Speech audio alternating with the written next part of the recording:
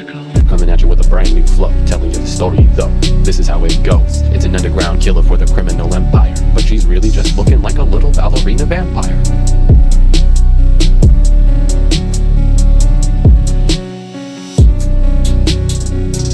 Holy shit, what kind of vampire is she? Like an Anne Rice or a True Blood? Oh, maybe she's like an underworld vampire, or maybe even just like a classic Dracula vampire. Oh yeah. Or maybe Twilight. Yeah, maybe she sparkles. Oh, nope, definitely does not sparkle. Definitely not a Twilight vampire. She does not sparkle. Yo, what's going on, guys? Welcome back to a new episode here at the Film Archives, where I break down movies. That way I can answer the question for you, was it worth watching? I upload new videos every Friday of the week, so consider subscribing to the channel for more movie-related stuff, or maybe you just want to hang out with me while I watch movies. Either way, today we'll be breaking down the movie Abigail. The movie starts off and we get a shot of the young Abigail. She's practicing ballet and dancing all alone in a giant theater. She's dancing to a very famous song, and I think it's maybe Swan Song. I'm not sure. I'm not very, educated on those sorts of things. While this is happening, we also see that there is a team of individuals and criminals who are attempting to follow and kidnap her. And they have given her the code name Tiny Dancer, which I thought was pretty cool. Dialogue in this movie is great, and we even get our boy Kevin Durand, who actually just played Caesar in Kingdom of the Planet of the Apes, which I just covered. And yes, this is a shameless plug. And yes, the link to that video is in the description below. Thank you. Moving on, we are introduced to some of the key players of this movie, which include an all-star cast, and that's on God. No cap, fam. The acting performances from everyone in this movie is just top-notch. The team follows the Tiny Dancer, and we see that the girl doesn't agree because they weren't aware that they were kidnapping a young child. So they don't think, kidnapping is very cool. Don't touch my body. The team winds up kidnapping the young girl, and they use a tranquilizer of some sort, or maybe like a sedative shot. We're not really told what this is, but it knocks the young Abigail unconscious. They quickly retrieve the girl, and they take her to a secluded mansion in the middle of nowhere. There they meet a man by the name of Lambert, and he is played by a very famous actor. You may recognize him from Breaking Bad. Yeah, you gotta love how Giancarlo Esposito, don't come for me, I probably butchered saying that name, but I love how he always has to play a criminal mastermind of some kind. He was Gus in Breaking Bad, and he's also Stan Edgar in The Boys, which let me know if you want me to cover that series, because I've seen the whole thing, and it's honestly amazing. So they meet Giancarlo's character, whose name is Lambert, and he explains the rules of the whole thing. He says that there are no names and no backstories, and that the hard part is over, and now they basically have to just babysit the girl until her father can pay the $50 million ransom. He takes all of their cell phones just in case any of them are being tracked. Lambert gives them all code names just in case one of them gets caught. They can't rat out the others. So we have the group of Joey, who was the girl who didn't agree with the kidnapping. And then we also have Frank, who's a former NYPD detective. Sammy, who is like a young hacker. We have Rickles, who is a former Marine sniper. And then we also have Peter, who's played by Kevin Durand. And he's just like, kind of a dumb mob enforcer. He's one of my favorite characters in the movie. And then finally we have the driver of the group, and his name is Dean, and he's kind of just pretty out there, brother, So Lambert suggests that Joey be the only one to manage Abigail. That way she just thinks that, she's dealing with one person instead of an entire group. But that plan goes to hell pretty quickly. Joey winds up being kind of sympathetic and like showing empathy towards Abigail, and, kind of admits to her that she has a son at home, so she's obviously kind of struggling with this whole, kidnapping situation. It's not good. So yeah, Joey Pinky promises to Abigail that she won't let anyone hurt her, and that as soon as her father pays them, they're going to let her go. Abigail then admits to them that her father doesn't care about her, and he's never going to pay the ransom, and then kind of ominously apologizes to Joey for what's going to happen to her. This is very foreboding. Our word today is foreboding. Basically implying that her dad is like a super violent man, and we'll come to find out that he is indeed a very violent and scary guy. And so far, I really like this movie. We then see the group chatting and kind of having drinks. Joey rejoins the group and mentions to them that her father is a very violent man and that she basically kind of, shook her up by saying she's sorry for what's going to happen to her. To which we see Frank, the former NYPD detective, basically demands Abigail tell him who her father is. Abigail then reveals that her father is actually a very scary and notorious crime lord of a criminal empire, and his name is Christophe Lazar. As soon as Frank hears this, he's like stricken with fear, and he attempts to leave the house and, explains to the rest of the group that Abigail is the daughter of a very dangerous crime boss. The group then decides, you know what, they've come this far, so we're just going to secure the mansion, and we're going to wait for her father just to pay us out. And the house that this movie takes place in gives me like major Resident Evil mansion vibes. It's kind of good. I like it. We then see Dean attempt to flirt with the hacker girl Sammy, and she kind of shuts him down. Obviously so, because Dean just kind of scares the shit out of her, and I think it's really stupid. It's really stupid. But he walks away and finds his way down at the basement, where we see some very old paintings that look suspiciously a lot like Abigail, and this is a nice touch. Out of nowhere, he's attacked by an unseen force. Sammy, the hacker girl, decides to go, kind of investigate his screams and see what's going on. So she makes her way down to the basement, where she finds Dean's decapitated corpse. So this is some really brutal stuff here, and it's a little bit too gnarly for YouTube, guys. It's a little bit too gnarly.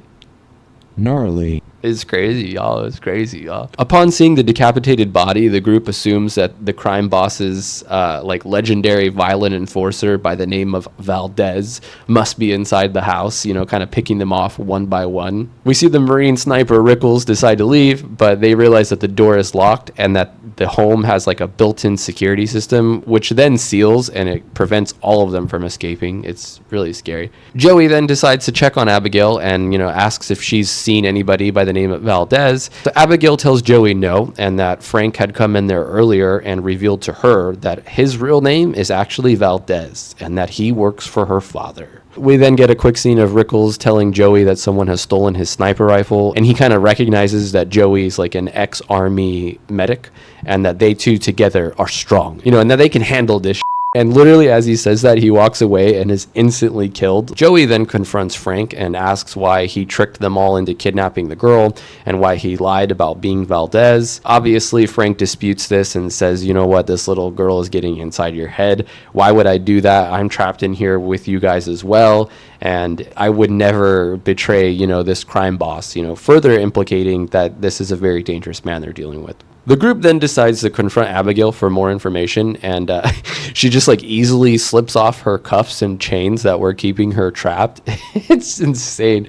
And it's at this moment where she transforms into a vampire and kind of reveals to them that she's Valdez. She's the notorious killer, that she's the notorious B.I.G. Y'all, it's crazy. It's crazy. The cop, Frank, shoots Abigail and shoots her right in the head, but she just instantly heals her injuries, and it's insane. It's some Wolverine levels of healing factor, y'all. So the group just decides to dip out, and they're like, no, we're not doing this. There's no fucking way. We're out of here. This part was honestly super funny. It gave me some Scooby-Doo vibes. The writing of this movie is just brilliant. It's brilliant. The group basically kind of themselves, and they decide to think of all the ways to stop vampires. So they grab some pool cues and they whittle them into stakes, and they go and find garlic. And Peter, the mob enforcer, has a small crucifix necklace. So they then decide to use the stakes and the garlic and the crucifix to formulate a plan to go and kill Abigail the vampire.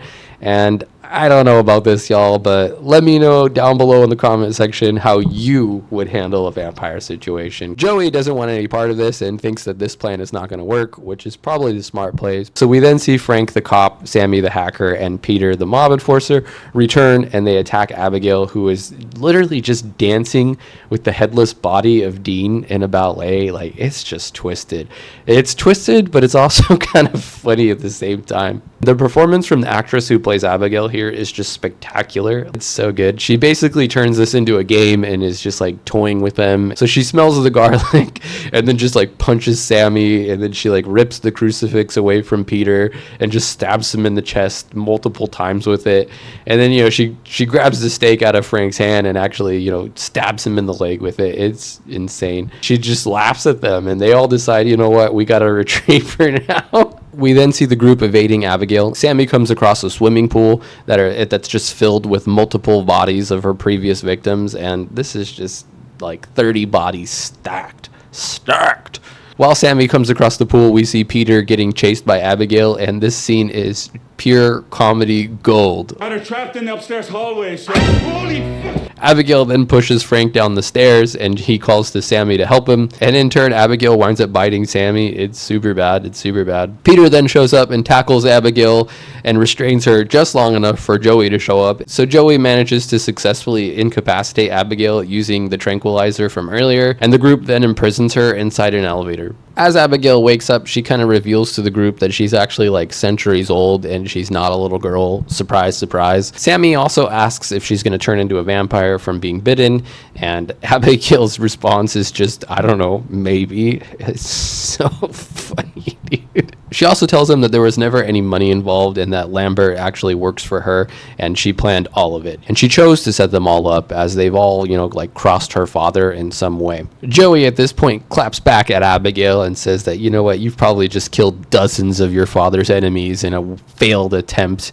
to, earn his respect and his love. And you know what, he'll never love you. And it's like, you know what, clap at me and I'm going to clap back. You know what I mean? Come for me, and I'm going to come back at you hard.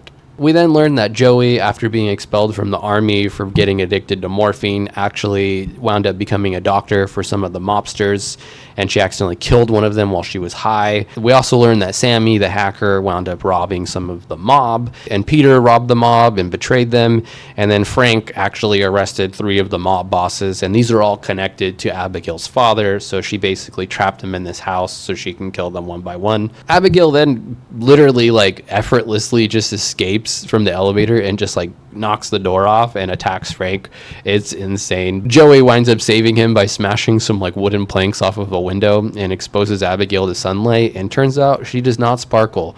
Her hand actually explodes, dude. It's crazy. It's crazy. The group then decides to split up, and they all kind of search for an escape route and a way out of the mansion. We see Peter and Sammy looking for a way out, and as they're searching for an escape, Sammy actually is transformed into a puppet of Abigail. I guess a vampire puppet, or I don't know what they call them, a thrall or something like that. She's basically a vampire slave. It's insane. Abigail controlling Sammy forces her to kill Peter, and this scene was a little sad actually, because Peter and Sammy were actually becoming friends throughout the movie, so this scene's a little sad. You feel a little bad for them, I'm not gonna lie. Abigail, still controlling Sammy, uses her to attack Frank and Joey. Joey winds up using a serving tray to reflect some of the sunlight onto Sammy, and it just causes her to explode. It's wild, y'all. I'm talking full on explode into just a puddle of blood. It's wild, fam. No cap, that's on God.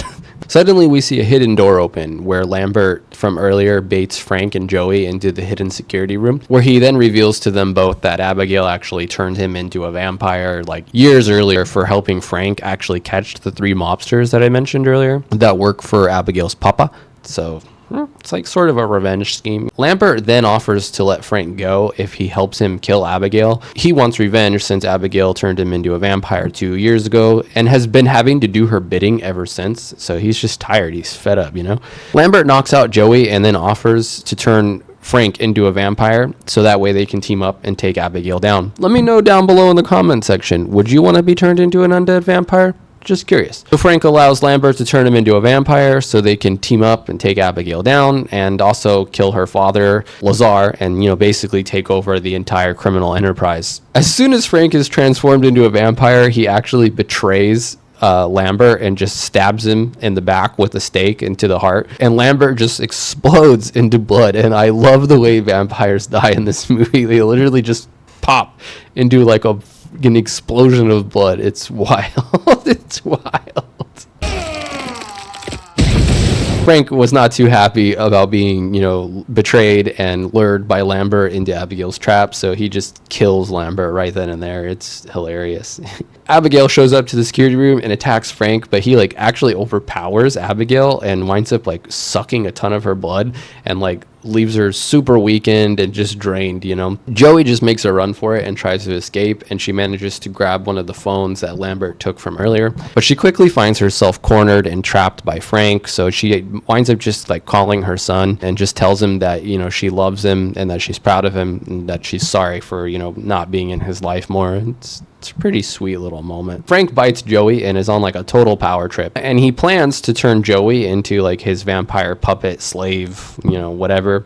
Abigail then shows up again and actually saves Joey and then asks for her help in killing Frank because she is now too weakened from being drained of her blood, when Frank bit her like a few minutes earlier. She tells Joey that if she does this, she'll actually let her go and she can see her son again. And yeah, it's cool. We then have a super gnarly fight where Frank like breaks Abigail's back and winds up impaling Joey with a fire poker, and it's not good. It's not good. Oh my god, oh my god, oh my god! Frank then attempts to control Joey, from the earlier bite that he inflicted on her. So he attempts to control Joey, and have her fight Abigail for him. But he's unable to do so because he doesn't have enough like experience with his newfound powers.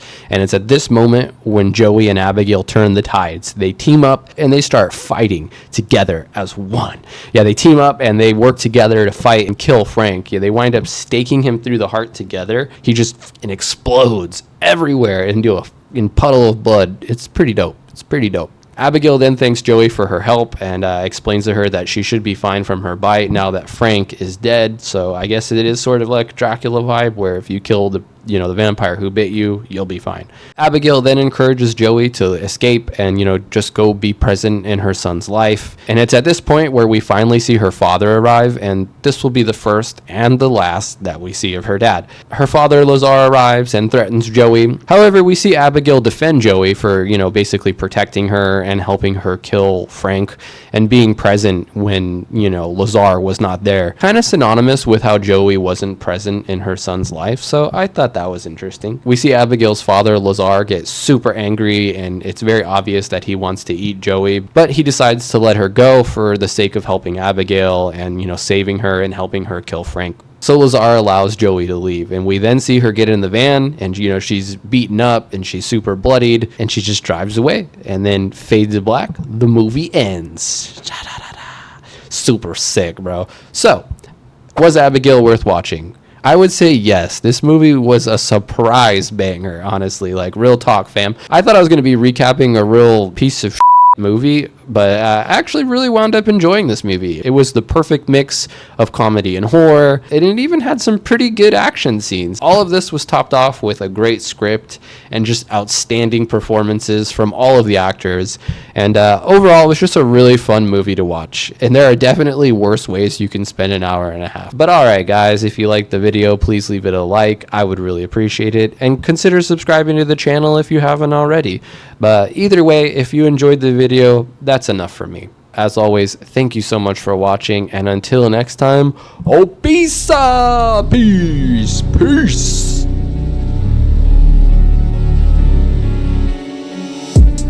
Get the shit out of me, little motherfuckers.